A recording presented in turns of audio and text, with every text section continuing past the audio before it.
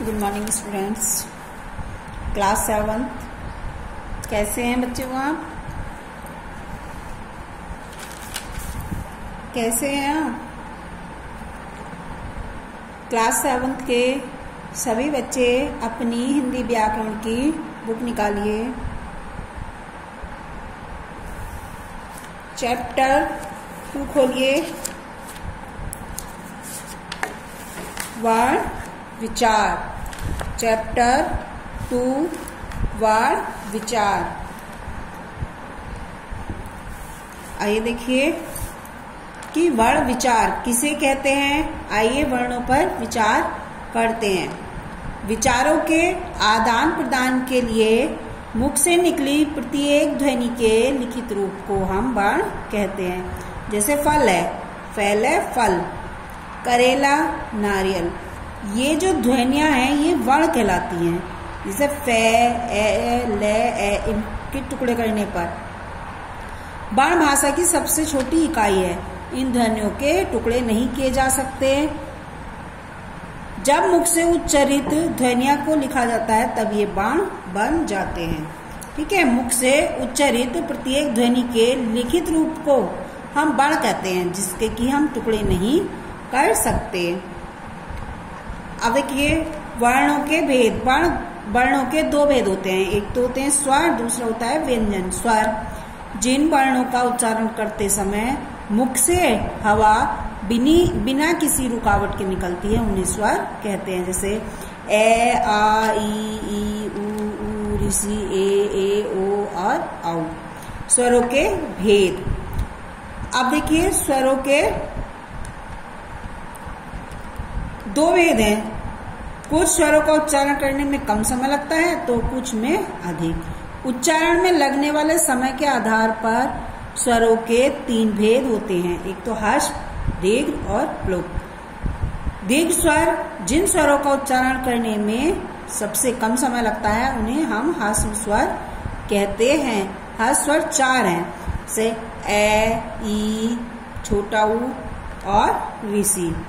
अब देखिए दीर्घ स्वर जिन स्वरों के उच्चारण में ह्रस्व से लगभग 2 गुना समय लगता है उन्हें दीर्घ स्वर कहते हैं। जैसे आ, ई, उ, ए, ओ और औ। इनको बोलने पर देखिए जब हम इनका उच्चारण कर रहे हैं तो हमें जो हमारा ह्रस्व स्वर है उससे दुगना समय लग रहा है, क्योंकि इसमें मात्राएं भी हैं। अब देखिए प्लुप्त स्वर जिन स्वरों के उच्चारण में ह्रस्व स्वरों से लगभग 3 गुना समय लगता है उन्हें ह्रस्व स्वर कहते हैं। प्राय संबोधन या दूर से पुकारने के लिए स्वरों के प्लुप्त रूप का प्रयोग किया जाता है, इसीलिए किसी भी स्वर का उच्चारण प्लुप्त स्वर के रूप में किया जा सकता है। किसी को पुकारते समय जिस स्वर का देर तक उच्चारण किया जाता है उसे लिखते समय उसी के आगे ऐसे ये 3 का सा निशान है, ये लिख दिया जाता है, जिसका अर्थ है 3 गुना। जैसे ओम, तो ओम में ये 3 का निशान है ये लिख दिया जाता है स्वरों के। अब देखिए व्यंजन जिन वर्णों के उच्चारण में फेफड़ों से वायु रुककर मुंह से निकलती है उन्हें हम व्यंजन कहते हैं। स्वरों का उच्चारण स्वतंत्र रूप से अर्थात किसी अन्य वर्ण की सहायता के बिना किया जाता है, जबकि व्यंजनों का उच्चारण स्वरों की सहायता से ही किया जाता है। व्यंजनों के भेद। व्यंजनों के मुख्य रूप से दो भेद हैं। एक तो प्रयत्न के आधार पर व्यंजनों के भेद, दूसरा उच्चारण के आधार पर व्यंजनों के भेद। प्रयत्न के आधार पर व्यंजनों के भेद से स्पर्श व्यंजन है। जिन व्यंजनों का उच्चारण करते समय जिह्वा, हमारी जो जीभ है वो मुख के विभिन्न स्थानों को स्पर्श करती है, उन्हें स्पर्श व्यंजन कहा जाता है। कैसे मैं तक व्यंजन स्पर्श व्यंजन कहलाते हैं। इन्हें 5 वर्गों में रखा गया है। प्रत्येक वर्ग में 5-5 व्यंजन होते हैं, जैसे कै वर्ग, चै वर्ग, टै वर्ग, तै वर्ग और पै वर्ग। अब आता है अंतः स्थै व्यंजन। जिन व्यंजनों का उच्चारण करते समय जिह्वा मुख के किसी भाग से पूरी तरह स्पर्श करती है उन्हें अंतःस्थ व्यंजन कहते हैं। अंतःस्थ व्यंजन का अर्थ है बीच में स्थित होना। जैसे य, र, ल, व, ये 4 अंतःस्थ व्यंजन है।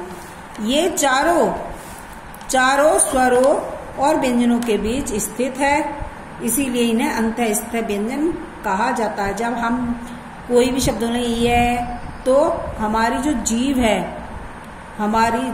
जीभ है वो हमारे मुख के किसी भाग से पूरी तरह से स्पर्श करती है।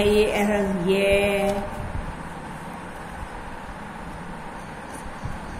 अब है ऊष्म व्यंजन। जिन वर्णों का उच्चारण करते समय मुंह से हवा के तेज गति से रगड़ खाने से ऊष्मा अर्थात गर्मी पैदा होती है, उन्हें ऊष्म व्यंजन कहते हैं। जैसे श, है, ये 4 ऊष्म व्यंजन हैं।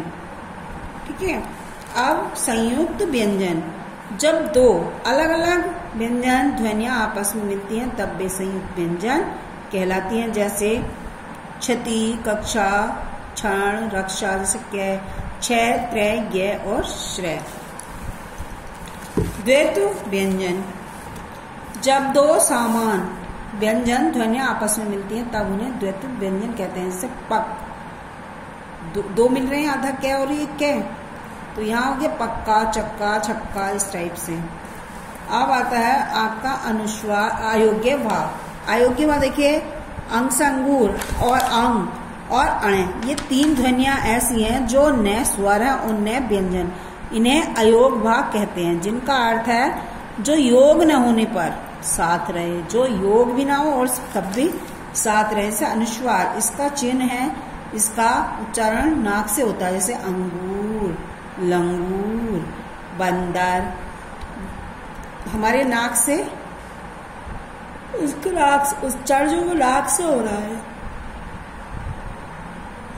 अब है विसर्ग, इसका चिन्ह, इसका उच्चारण चिन्ह है की तरह किया जाता है। इसका उच्चारण केवल संस्कृत से आए हुए कुछ तत्सम शब्दों के साथ ही किया जाता है। जैसे प्रातः, प्राय और पुनः। अनुनासिक, इसका चिन्ह चंद में दिया, इसका उच्चारण नाक व मुंह दोनों से होता है।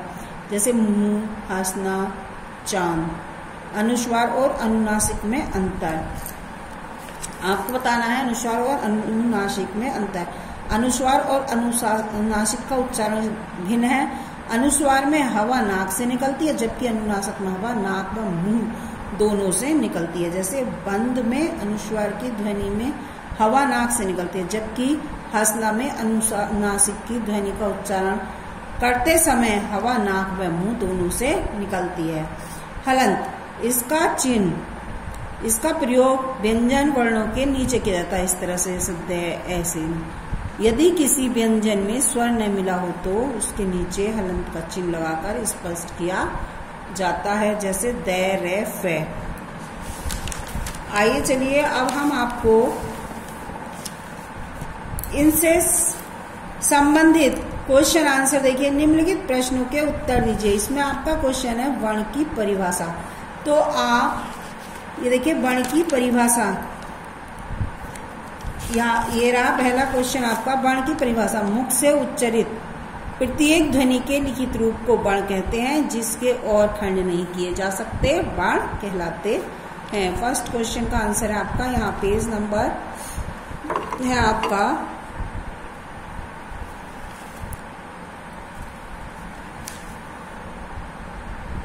8, पेज नंबर 8 पर फर्स्ट का यहाँ से यहाँ पर। सेकंड देखिए, हलंत किसे कहते हैं। हलंत ये रहा पेज नंबर 11 पर। इसका प्रयोग है, इसका प्रयोग व्यंजन वर्णों के नीचे किया जाता है। यदि किसी व्यंजन में स्वर न मिला हो तो उसके नीचे हलंत का चिन्ह लगाकर स्पष्ट किया जाता है। जैसे द, रे, फे। इसका आंसर है दूसरे का पेज नंबर 11 पर हलंत की परिभाषा। ठीक है। अब है स्पर्श व्यंजन से आप क्या समझते हैं।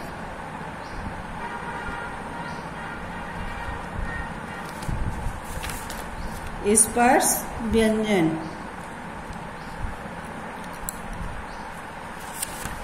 स्पर्श व्यंजन देखिए, ये रहा पेज नंबर 9 पर स्पर्श व्यंजन। जिन व्यंजनों का उच्चारण करते समय जिह्वा मुख के विभिन्न स्थानों को स्पर्श करते हैं उन्हें स्पर्श व्यंजन कहा जाता है। कैसे मैतक व्यंजन स्पर्श व्यंजन कहलाते हैं। इन्हें 5 वर्गों में रखा गया। प्रत्येक वर्ग में 5-5 व्यंजन होते हैं। ये हुए आपके क्वेश्चन आंसर। हाँ अथवा नहीं में उत्तर दीजिए। क्या स्वरों का उच्चारण स्वतंत्र रूप से किया जाता है? तो इसके आगे लिखिए हाँ। क्या च त्र ज्ञ संयुक्त व्यंजन है? हाँ। क्या वर्ण ध्वनि के टुकड़े हो सकते हैं? नहीं। क्या हिंदी में स्वरों की संख्या 11 है? हाँ। ठीक है। अब सही विकल्प पर सही का चिन्ह लगाइए। वर्ण भाषा की इकाई सबसे छोटी, सबसे बड़ी, बीच की, व्यर्थ की। तो सबसे छोटी वर्ण भाषा की सबसे छोटी इकाई है। वर्ण के भेद होते हैं 4, 3, 2 या 5। तो इसका सही आंसर है 2। कौन से स्वर की मात्रा नहीं होती? ए स्वर की मात्रा नहीं होती। निम्नलिखित के 2 उदाहरण लिखिए। दीर्घ स्वर के उदाहरण लिखिए आ और ई। ऊष्म व्यंजन के हैं श और श। अयोग्य वाक्य अंग और अंग। स्पर्श व्यंजन क और ख। निम्नलिखित शब्दों में आई ध्वनियां लिखनी है आपको। जैसे गांधी है ग प्लस आ प्लस न प्लस ध और ई। चंद्रशेखर इसी तरह च न द श ए ख र। अल्फ्रेड ए ल फ र ए ड। स्वतंत्रता स्वतंत्रता। इस तरह से देखिए। पुस्तकालय पे के आ ल ये पुस्तकालय। आज के लिए इतना ही। आपका चैप्टर 2 समाप्त हो चुका है। सभी बच्चे अपना गृह कार्य करते रहें। ओके, आज के लिए इतना ही। धन्यवाद बच्चों।